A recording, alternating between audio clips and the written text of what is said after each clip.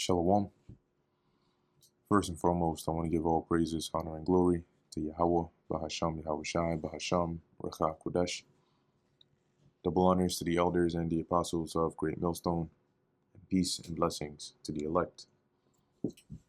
And today we're going to go into the book of Jeremiah, the 6th chapter, as we continue on in Jeremiah's ministry, right, as he continues to warn Judah and Jerusalem, or Israel at this time, of the Lord's wrath that is impending upon them for their disobedience. So this is Jeremiah chapter 6, verse 1. O ye children of Benjamin, gather yourselves to flee out of the midst of Jerusalem. And now when you look at the map of Israel, the city of Jerusalem was pretty much within the region of the territory of Benjamin, bordered with Judah, right? If we look up here, ancient Israel, Jerusalem, and Benjamin.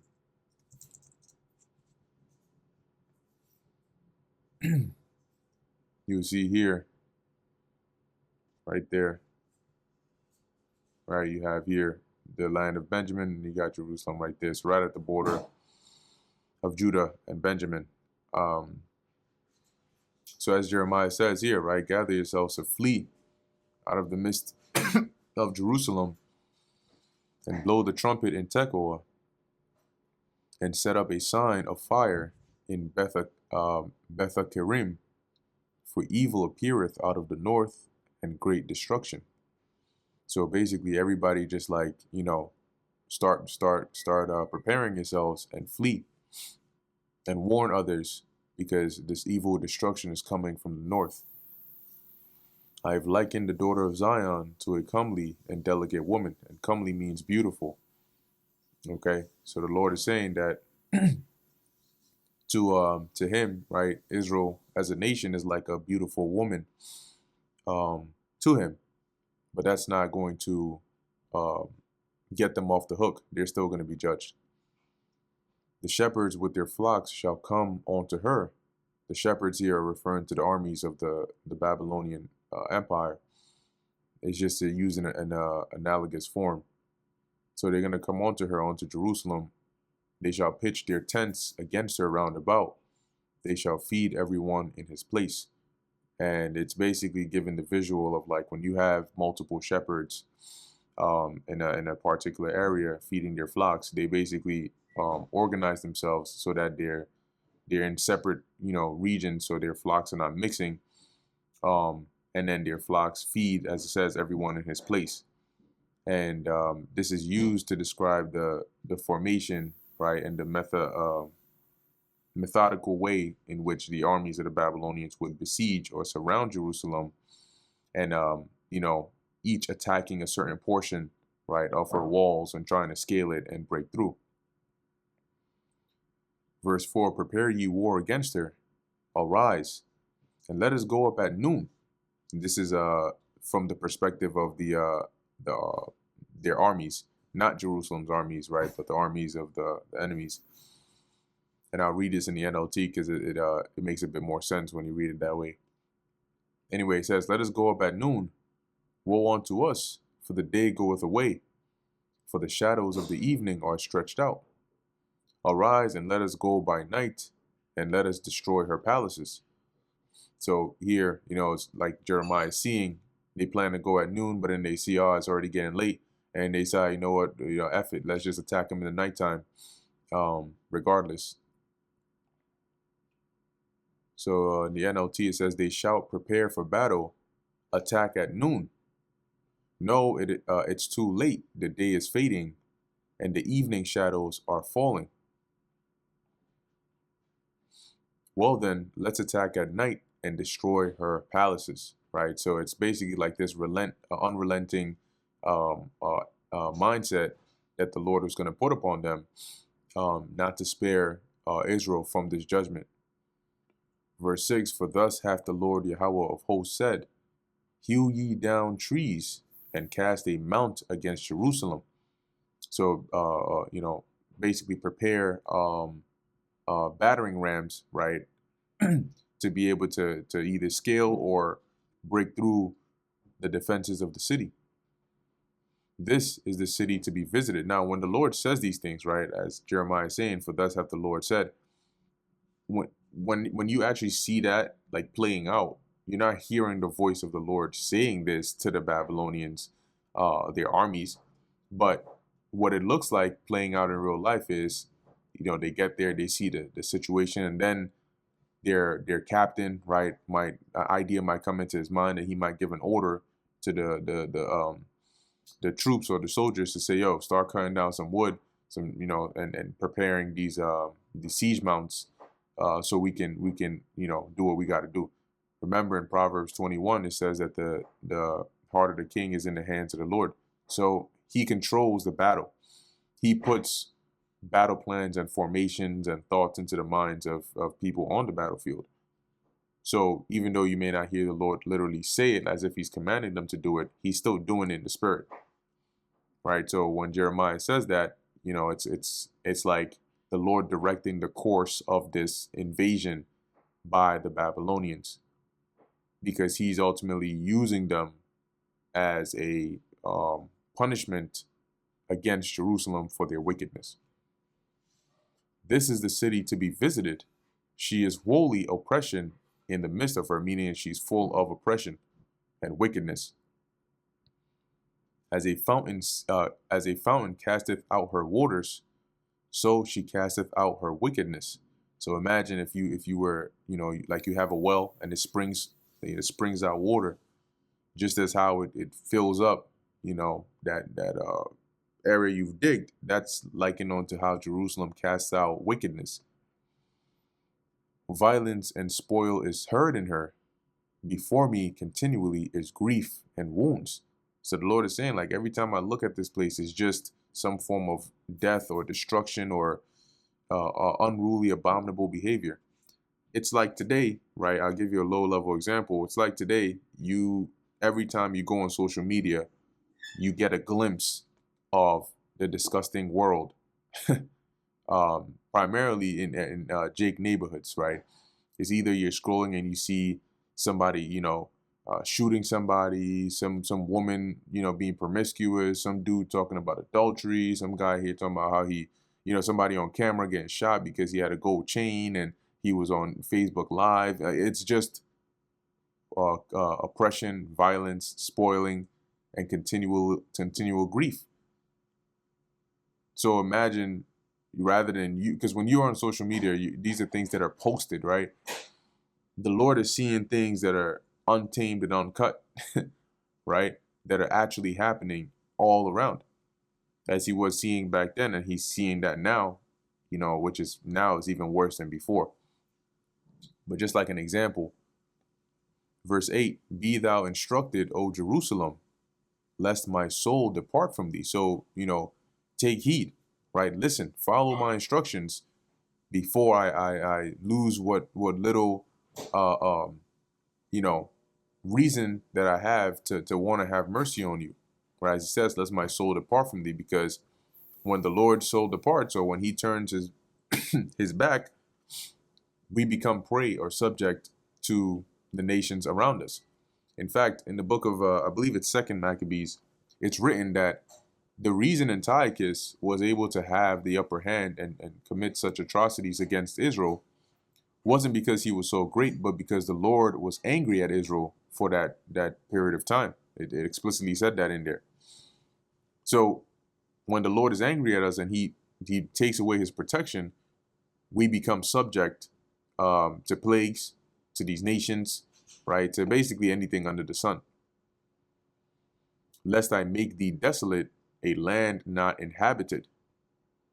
So, it's always important to keep note that when you look at like the writings of the prophets, a lot of the times it's prefixed with justification, especially if they're a prophet that prophesied like in their time there was destruction that came, like Ezekiel or Jeremiah and other prophets. You'll see that there's a lot of justification where the Lord is showing both them and I guess us now the chances he gave Israel, the constant warnings, And they said, no, we're not going to listen. No, do your worst. And then he does. Though he has mercy, he still does. So regardless of how gruesome or horrific the judgment the Lord brought was, it was warranted.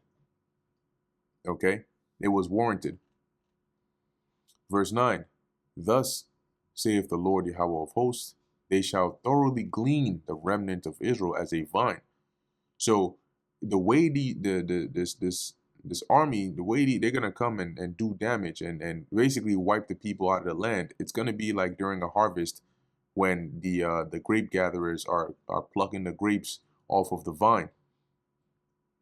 As it says, thoroughly. So the little that's left, they're gonna pick that off too. Turn back thine hand as a grape gatherer into the baskets, right? So just like you would see a grape gatherer returning to if he sees one or two, oh shit, it looks like I missed one. Let me go grab that, pluck that, put it in the basket. Israel's going to be likened onto those grapes that are getting gleaned off that vine. Verse 10, to whom shall I speak and give warning that they may hear? Because it seems like, everybody's just so far gone. Once again, and I keep relating it to examples now because examples are a great form of of teaching, but it helps you get a better sense, right? Because like now it's at the point where we don't even expect people to stop by when we're teaching because of how few people would actually listen and take heed, and as a matter of fact, we definitely don't expect people to stop by and listen and then come back the next week consistently to listen. That it's like that time is gone. It's very, very rare that you'll see that. See? And just like the Lord is saying here, who shall I speak to and give warning that they're going to listen? Behold, their ear is uncircumcised, meaning it's covered. It's blocked. They can't receive it, right? And they cannot hearken. Behold, the word of the Lord Yahweh is unto them a reproach. They have no delight in it. When people, like even back then, but also now as well, when they hear about the words of the Lord, the second they hear Bible, it's already like a turnoff for them. Like even so-called Christians, they don't want to discuss it. They don't want to talk about it. They talk about anything else but that. It's crazy. But as it says, they have no delight in it. Meanwhile, this book is your book. It's full of the salvation, right? It teaches you about you, your God, and how you can get back with your God so you can stop suffering the things that you're suffering now. But as it says, they have no delight in it. So the Lord is not going to have delight in them when this destruction comes upon this place, just like when destruction came upon them during Jeremiah's time. That's when they wanted to have delight in it. Verse 11, therefore I am full of the fury of the Lord. See, so Jeremiah started to see it. He finally started to get it, that damn. Like, I see what you're saying, Lord. I'm going through here and these people don't hear nothing. I am weary with holding in. I will pour it out. So now it's back to the Lord, the Lord's perspective, right? As he says, I will pour it out upon the children abroad and upon the assembly of young men together. So in all the regions where Israel is, right, in the land, they're all going to get, this judgment is going to be poured upon them. For even the husband with the wife shall be taken, so they're not going to be spared. The aged with him that is full of days meaning you're young, right? Like, for example, a water bottle, right, that is full of water, meaning it has a lot more water left in it, right? Versus an empty bottle. So if you consider your days to be like your life, if you're full of days, you have a lot more time left in your life, like somebody that is young versus one that is aged. So the Lord is saying here, similar to what's written in Ezekiel, age, the judgment is age agnostic, gender agnostic, status agnostic.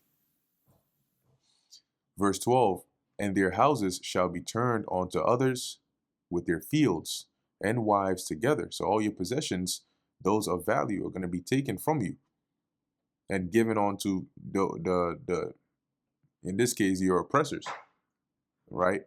Because they would have the power to take it from you. For I will stretch out my hand upon the inhabitants of the land, saith the Lord. And when the Lord says he's going to stretch out his hand, it means he's going to take action against you. For from the least of them, even unto the greatest of them, everyone is given to covetousness, i.e. greed. And from the prophet, even unto the priest, everyone dealeth falsely.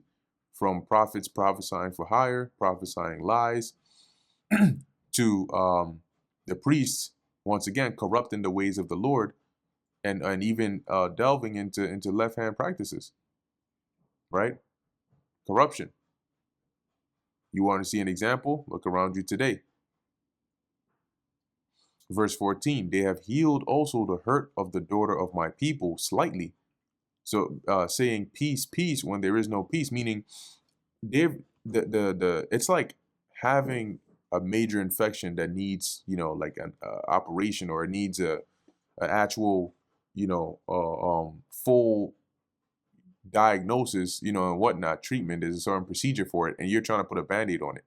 That's what the Lord is likening what they were doing. He's like, they've basically like given you a band-aid solution by telling you peace, peace, which is all that's going to do when you're going through a bad time. If there's not actually peace, but somebody's telling you like it's going to be okay, all that's going to do is give you a slight bit of temporary mental reprieve.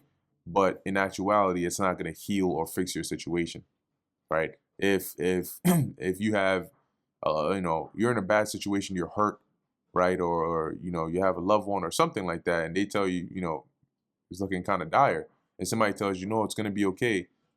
That it's going to be okay isn't what's going to heal your broken arm, right? Or cure that incurable disease. All it's going to do is give you a little bit of false sense of hope, in this case, if it's actually not going to be okay. But there's actually, like I said, it's not going to be okay. So in this case, as it says, peace, peace, when there is no peace, the actual destruction was coming, but putting these people in a ignorance is bliss mindset was just, as it says, healing them slightly, which is what these pseudo prophets would do, just like your modern day pastors do today. And that's why they have a large following, because that's what people want to hear. When they were they ashamed when they had committed abomination? So when they're going around committing all forms of wickedness before my face, were they ashamed? Were they embarrassed? No. Nay, they were not at all ashamed.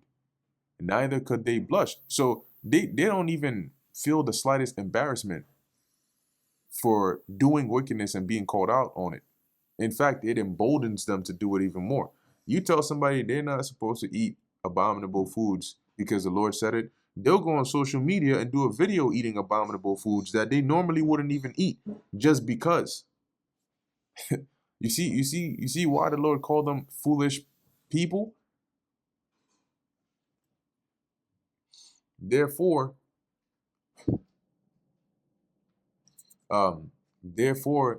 they shall fall among them that fall. At the time that I visit them, shall they be cast down, saith the Lord. So the falling is the succumbing to judgment. So as a result, you're gonna fall prey to this judgment amongst all those that I have targeted. And when I visit them with the destruction, they're gonna be cast down. They're not gonna survive. Thus saith the Lord, stand ye in the ways and see, and ask for the old paths. Where is the good way? The old paths here are referring on to the godly ways, right? The ways that the Lord desires, right? The ways of the Lord's instruction. As it says, where is the good way, and walk therein. So live that kind of lifestyle, and ye shall find rest for your souls. How simple is that? Turn around, look for what you're supposed to do, follow instruction, and it'll bring you the rest. It'll bring you the peace that you so desire. But they said, we will not walk therein. Damn, bro. You suffering infirmities. You're in captivity after captivity after captivity. You're having strife amongst your members, being your family, right? Your brethren. And the Lord says, well, here's the solution. They say, no, we don't want that. So you can't do anything for these kind of people, man. Verse 17, also I set watchmen over you. So the Lord is saying, I gave you the path, I gave you the way. I said, this is the path, go and walk you in it. It's going to help you. They said, no, we're not going to walk in it. The Lord said, okay, I set watchmen over you to warn you, because that's a watchman's job, saying, hearken to the sound of the trumpet, listen to the alarm, listen to the warning. But they said, we will not hearken. So if I got this correctly, right? You set up, there's a watchman set up whose job, it's like buying and installing security cameras and or a smoke detector, and there's a fire and the alarm is going off, which is to its job is to tell you that something bad is coming. And you say, well, yeah, I'm all right. I'm not going to listen to that. So when the fire burns you, or when the enemy invades your land because you weren't prepared, whose fault is that? Like, hey, as it says, yeah, but they said, we will not hearken. Therefore, hear ye nations. And you notice, you'll see the Lord uses the term therefore a lot.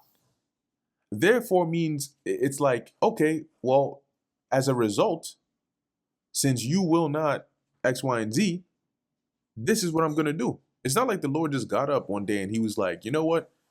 You're doing wickedness, and let me just bring the judgment right away. No, he's like, all right, I know, and you know that really I shouldn't have to come and warn you about this, but I'll do it anyway because I love you, because I care about you, right? And then he sends the warning many times for decades, and each time you say, nope, nope, nope, I do not care. So he says, okay, well then, I've tried everything that I could. So now here's the judgment.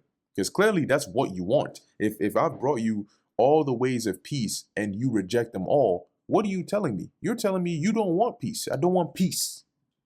Right? You want problems.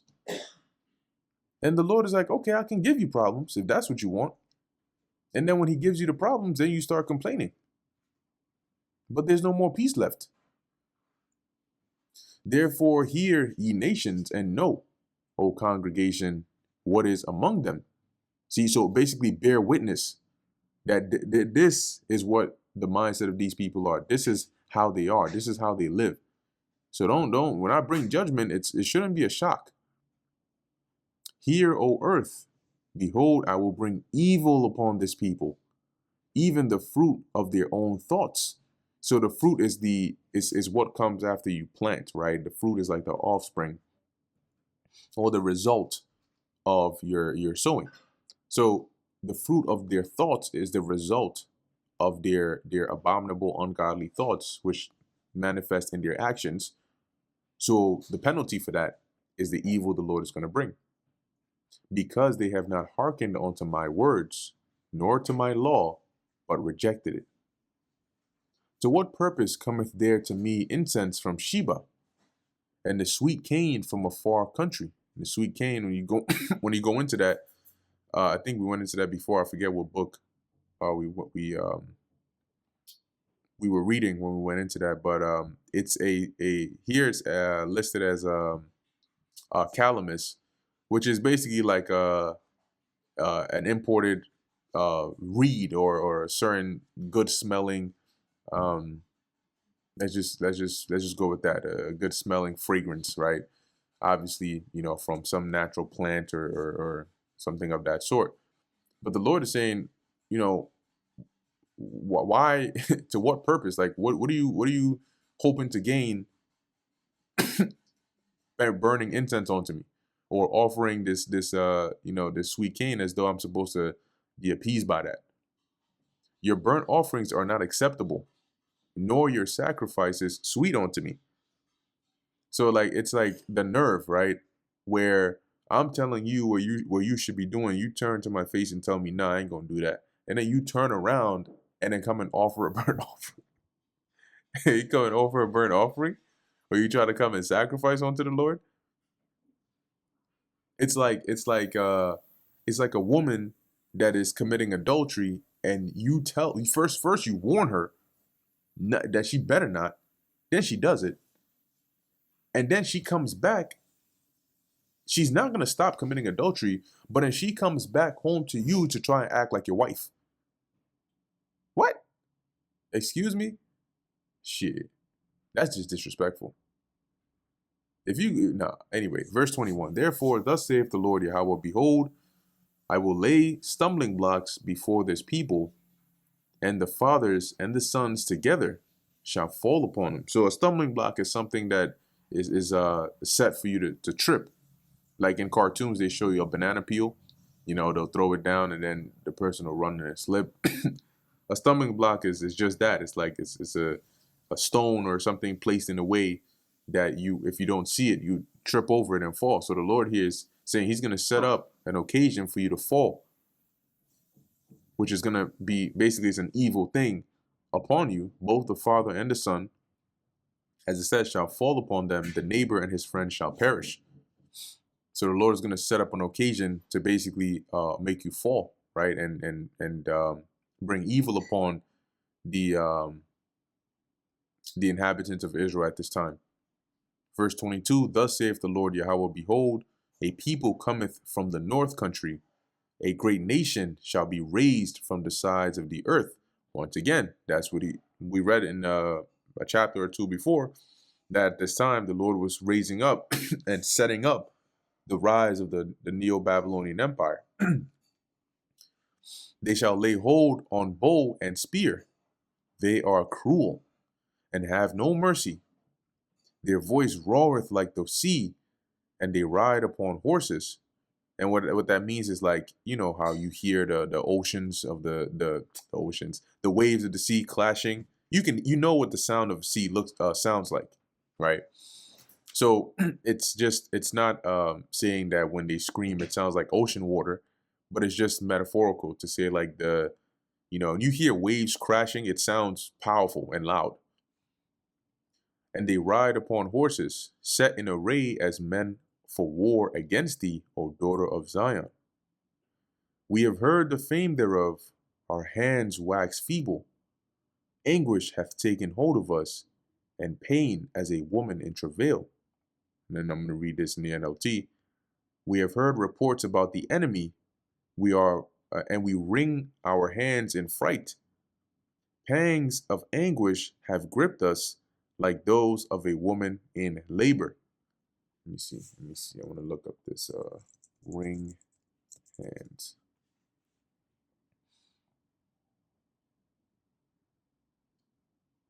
Okay, so it's basically like the motion you see when somebody is afraid, right, or nervous, and rightfully so, because the Lord is about to have them, bring judgment on your ass. Verse 25: Go not forth into the field, nor walk by the way, for the sword of the enemy and fear is on every side. And guess what happened? At some point, getting at the very end, Zedekiah, which was the last ruler here in Judah, he tried to flee, right? And they try to find, I think they try to find like some entrance through a broken part of the wall and try to flee. But guess what? The troops had already surrounded the city, and they were waiting. So they caught him, no problem. But they're saying this because in a siege, you're surrounded on all sides, right? For the most part. O daughter of my people, gird thee with sackcloth, and wallow thyself in ashes, which are signs of mourning. Make thee mourning as for an only son. So mourn as though you had lost your only son. Most bitter lamentation, for the spoiler shall suddenly come upon us. I have set thee for a tower and a fortress among my people. And this is basically just start preparing, because when the Babylonians get here, it's going to be just as bad as you heard. Okay, and they're not going to have mercy, because they're going to have the wrath of the Lord upon them.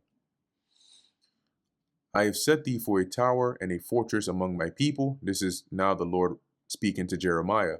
And when he says a tower here, the actual word is not like a tower of like running into, but as it says, an assayer or an inspector and valuer of metals. So as the Lord says, he set up Jeremiah as like an inspector, right, or valuer of metals, and also, as it says, a fortress among my people. So he would, basically Jeremiah, by prophesying, would be used to measure the value of the people of the Lord. But also, for those that take heed, right, those that would listen, he would be like a fortress, because by them hearing the instruction of the Lord by the mouth of Jeremiah, they would be able to find an escape. That thou mayest know and try their way.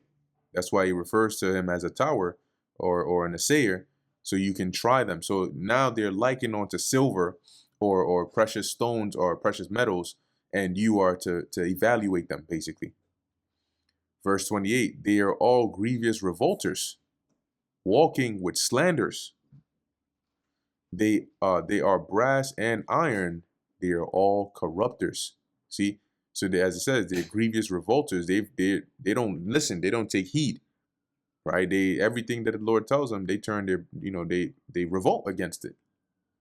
As it says, walking with slanders, they are brass and iron, so you cannot get through to them. They are all corrupters. They are corrupt and they corrupt others. Verse 29, the bellows are burned. The bellow is it's like the thing that, a blacksmith uses to like a fan, right? But it has two handles, and then you squeeze it together to blow air into the forge, or like the fire, to make it burn hotter. So as it says, the bellows are burned, the lead is consumed in the fire. And the bellows are burned doesn't mean the actual fan is destroyed. But I'll pull this up in the NLT. It says, the bellows fiercely fan the flames to burn out the corruption, but it does not purify them, for the wickedness remains. Right. So as it says, the lead is consumed in the fire. So when you are uh like a blacksmith or something, right, you're purifying by basically smashing out the impurities, or by putting this precious metal in the fire to burn off the impurities out of it and refine it. But here the Lord is saying, these people, by being put in the fire, the lead is consumed in the fire, right? But the founder melteth in vain, meaning your work by putting them in the fire, which is by basically teaching them this word, is in vain.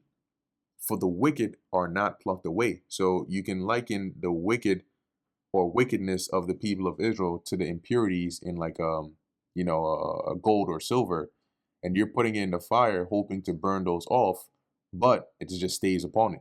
So you're basically wasting your time and your energy. Verse 30, reprobate silver shall men call them, because the Lord Yahweh hath rejected them. Right? And reprobate is like, in this sense, the word means like rejected. So basically they're no good, as the Lord basically said here. And as you see, because if they were good, they wouldn't have suffered the judgment that they suffered later on. And that brings us to the end of the book of Jeremiah, the 6th chapter. Lord willing, this is edifying to the elect. In closing, I want to give all praises, honor, and glory to Yahweh, Bahasham, Yahweh Shai, Bahasham, Rakha Kodash. Until next time, Shalom.